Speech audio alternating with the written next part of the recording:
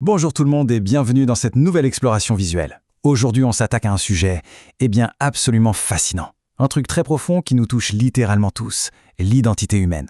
On va pas se mentir, c'est un peu vertigineux. Mais promis, on ne va pas rester coincé dans des théories abstraites.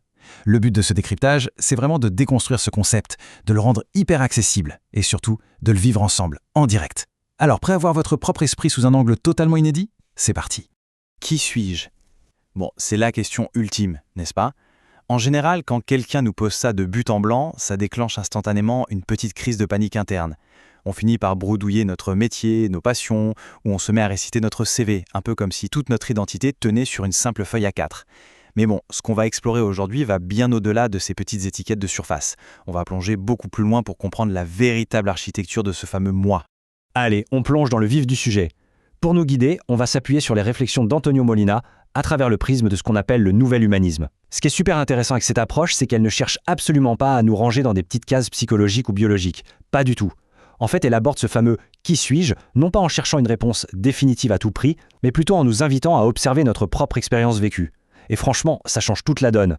Première grande étape de notre réflexion, dépasser l'idée d'une définition fixe et de cette fameuse illusion de l'essence statique. Alors regardons ça de plus près. D'un côté, on a cette vieille idée de l'essence statique. C'est un peu comme une photographie terminée, encadrée et posée sur un meuble. Plus rien ne bouge, tout est figé dans le temps. Mais de l'autre côté, l'approche du nouvel humanisme nous dit « Non, l'identité humaine est un processus dynamique. C'est carrément comme un film en pleine production. Le scénario s'écrit en temps réel, les scènes s'enchaînent. L'identité humaine n'est pas limitée à ce qui a déjà été filmé, elle est constamment en mouvement. Bref, nous ne sommes pas des objets terminés, loin de là. » Du coup, ça nous amène à un concept clé, la conscience intentionnelle. Il faut bien comprendre que la conscience, ce n'est pas juste un seau vide qui attend passivement qu'on y jette des infos. Pas du tout. Imaginez plutôt une lampe de poche dans le noir. Une lampe de poche n'est jamais juste allumée dans le vide. Si elle est allumée, c'est qu'elle éclaire forcément quelque chose, que ce soit un objet, le sol, un chemin. Eh bien, notre esprit, c'est exactement la même chose. Nous sommes une structure dynamique qui enregistre et transforme le monde en permanence. Notre conscience est toujours orientée vers quelque chose. Elle a toujours une intention. Voyons maintenant comment tout ça se met en place concrètement, à travers les liens, les tensions et notre avenir, avec les 5 dimensions de l'identité. Alors ce qui est vraiment intéressant avec ces points-là, c'est la clarté avec laquelle notre identité se décompose en 5 dimensions fondamentales. 1. Nous sommes un temps vivant, une conscience toujours en action. 2. On est à la fois histoire et projet. Notre passé nous façonne, d'accord, mais on est aussi défini par les choix qu'on projette dans le futur. 3. La relation. Et oui, le jeu se construit toujours au contact de notre environnement et des autres. 4. Le dépassement. On a cette espèce de force interne qui cherche constamment une cohérence entre ce qu'on pense, ce qu'on ressent et ce qu'on fait. Et enfin 5. Le changement. L'être humain est une possibilité de transformation totalement ouverte. Et si on devait rassembler toutes ces idées, on obtiendrait cette citation vraiment puissante d'Antonio Molina. Je vous la lis. « Je suis une conscience intentionnelle, en processus, qui se construit en relation avec le monde et qui cherche cohérence et dépassement. » C'est fort, non ? En une seule phrase, tout le cadre intellectuel qu'on vient d'explorer est parfaitement résumé. On y retrouve notre lampe de poche, notre film en plein tournage, l'importance des autres et notre quête d'équilibre. La boucle est bouclée. Bon, on va passer à la suite, préparer notre regard interne. C'est le moment de passer de l'intellect à la véritable expérience. À partir de là, on va changer un peu de rythme. Le nouvel humanisme nous dit que comprendre avec sa tête, c'est bien, mais expérimenter, c'est mieux. Alors on va ralentir un peu. Laissez-vous guider doucement par ces étapes. Si vous le pouvez, et seulement si vous êtes dans un endroit sûr pour le faire, fermez les yeux un instant. Sinon, détendez simplement votre regard. On ramène toute notre attention vers l'intérieur. Observez juste votre respiration, sans forcer. L'air qui entre, l'air qui sort. Sentez qu'il y a quelque chose en vous qui observe en ce moment même. Sans lui donner de nom. Juste remarquez sa présence. Ensuite, deuxième étape, observez votre corps. Les petites tensions ici et là. Observez même les pensées, les images qui traversent votre esprit là tout de suite. Et tout en gardant cette observation super douce, posez-vous intérieurement cette question. Ce que je suis en train d'observer là, cette tension, cette pensée fugace, est-ce que c'est moi ou est-ce que c'est quelque chose qui apparaît en moi ? Surtout, n'essayez pas de répondre avec votre intellect. Laissez juste la sensation s'installer. Remarquez cette petite distance, cette subtile séparation entre l'observateur et la chose observée.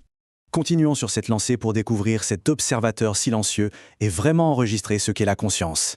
Tournons maintenant notre attention sur elle-même.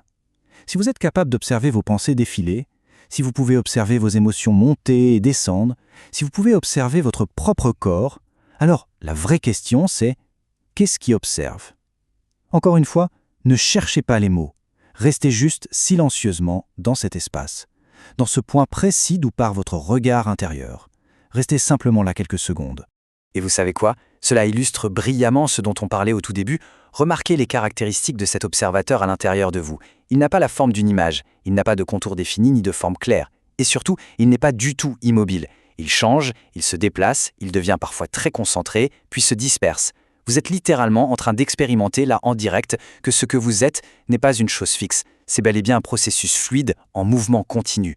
Toujours avec cette vision interne, repensons doucement à notre analogie de la lampe de poche. Observez vers quoi votre attention dérive naturellement en ce moment même. Est-ce que ça glisse vers une pensée de ce que vous allez faire plus tard? Vers un son dans la pièce? Remarquez bien cette dynamique.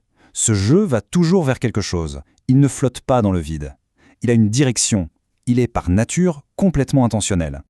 Allez, très doucement, on va laisser émerger une compréhension un peu plus globale de tout ça. Pas besoin de forcer. La réalisation, elle ne se fait pas avec des mots compliqués, c'est plutôt une évidence ressentie. Vous n'êtes pas seulement votre corps, vous n'êtes pas juste vos pensées, ou même votre histoire passée. Vous êtes l'origine même de cette conscience. Cette conscience qui enregistre le monde, qui braque la lampe de poche, qui se construit seconde après seconde, et qui du coup possède ce pouvoir infini de se transformer. Respirez un peu plus profondément maintenant. Reprenez doucement contact avec la pièce autour de vous, et si vos yeux étaient fermés, vous pouvez les ouvrir lentement pour revenir avec moi sur cette exploration visuelle. Surtout, essayez de garder ce ressenti vivant, c'est ça qui compte le plus. Et pour terminer cette exploration, j'aimerais vous laisser sur cette ultime réflexion d'Antonio Molina. Maintenant qu'on a touché du doigt cet observateur silencieux et dynamique en nous, à partir de quel endroit répondez-vous à la vie aujourd'hui? Est-ce que vous réagissez depuis d'anciennes tensions, depuis des étiquettes qu'on vous a collées, ou est-ce que vous répondez depuis cette conscience intentionnelle, pleinement ouverte au changement? Gardez cette sensation avec vous. Cultivez-la, parce que c'est exactement là, dans ce processus en mouvement, que réside votre véritable identité humaine. Un immense merci d'avoir suivi ce décryptage avec moi. À très bientôt.